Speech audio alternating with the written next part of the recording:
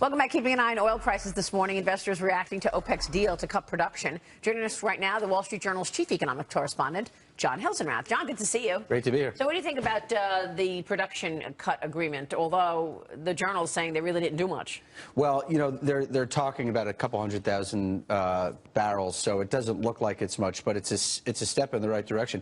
It's good news for American shale producers, because if they cut production and lift prices, that helps to bring American shale producers back in the market. You know, the problem with these OPEC cuts is we have to see if they actually follow through on them. We have to see if there isn't cheating. We have to see if the Saudis and Iran can reach an agreement, a mutual agreement. These are hard. They've discovered these are hard things to follow through on. And Libya, Nigeria, and Iran are not part of the proposed cuts, right? So that could actually counteract a lot of what the Saudis are doing here. There's a lot of tension between the Iranians and the Saudis. The Saudis might say, why should we cut if the Iranians aren't going to cut? You know, you also have Russia, and as I said, you have shale producers. So they're talking about doing it. We might not get anything out of it. And Algeria and Venezuela can't afford to cut production at all because of the dire financial straits. Absolutely. That those two countries. And do you think something happens? So there's a meeting. It's really on the Saudis to do it, and they had been slowing down their production anyway. So. And 200,000 barrels a day won't do. It'll take at least a year to soak up the excess supply that's out there. So what we reported today is if they do 200,000 barrels a day, then the market gets into equilibrium by the second half of next year, which is what people were expecting anyway. If they're more aggressive than that, if they go to 700,000 a day, then they could get into equilibrium by the end of the year. But there are a lot of rivalries, and again, U.S. shale producers could come into the market and lift their own production. Let me switch gears, guys. I want to get your take on Janet Yellen and the testimony yesterday on the Hill. The Federal Reserve chairwoman signaled that the U.S. economy could be ready for a rate hike, perhaps in December. Listen. Many of my colleagues indicated in their recent projections, the majority, that they would see it as appropriate to make a move, to take a step in that direction this year if things continue on the current path and no significant new risks arise. Okay, so we want to get your take on rates for sure, John, but I also want to talk to you about this whole Lyle Brainerd thing. Right. Lawmakers grilled Yellen over the Treasury Department under Secretary Lyle Brainerd's donations to Clinton. So the word is that Clinton wants to make Lyle Brainerd the next Treasury Secretary. We know that she's donated to Clinton's campaign. How bad does this look for the Fed? I think it looks terrible for the Fed at a time when you've got Donald Trump in nationally televised presidential debate accusing the Fed of keeping rates low to support the Obama administration and Democrats. You know, for the Fed chairwoman to have to defend one of her governors in front of a committee, I think it looks really bad. And I'm sure that Yellen wasn't happy that she was in a position of having to do that. John, they also met some of the members of the Fed, I think in August, right around the time of the Jackson Hole confab. They met with that liberal group, Fed Up. Right. They took a meeting with them, which again, if they are worried about looking political, well, that was stupid. Well, they're getting pressure on both sides. You know, Yellen tries to spend time, you know, going up and meeting with Republicans on Capitol Hill.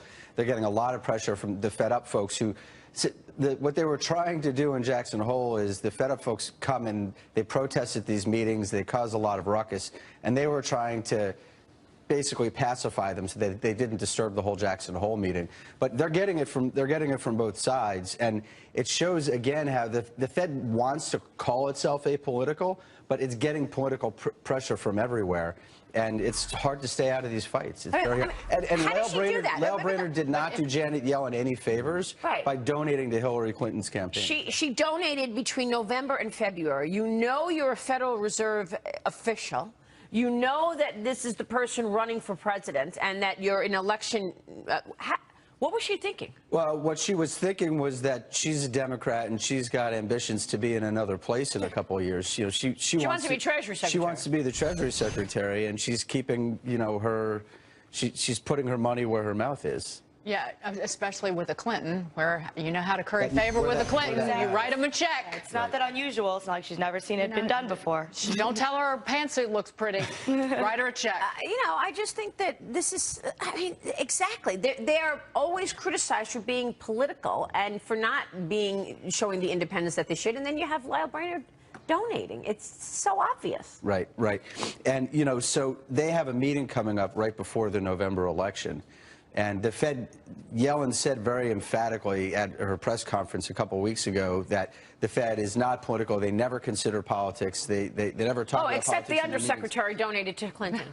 And there's a meeting coming up in November. Nobody thinks that they're going to do anything around that meeting. They're basically going to crawl into a hole, which in itself is a political act, you know, because they say every meeting is live, and we know they're not going to do anything at that one particular meeting. Ridiculous. Never.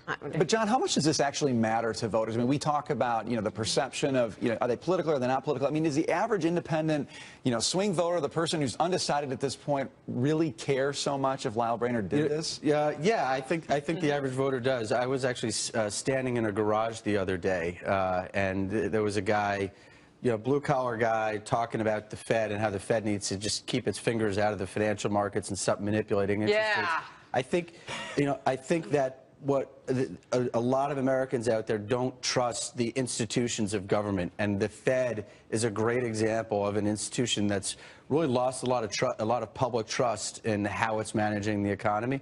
So I think it all feeds into this milieu of distrust. All right, put it on the end of that list just of FBI. to bring this back around to the elections.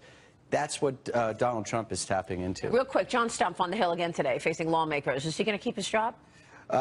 We'll see. You know, he took an important step in the direction of keeping his job by foregoing that $41 million. But the independent directors on Wells Fargo's board play a really important role in this. They're doing an investigation. It should be done by the end of the year.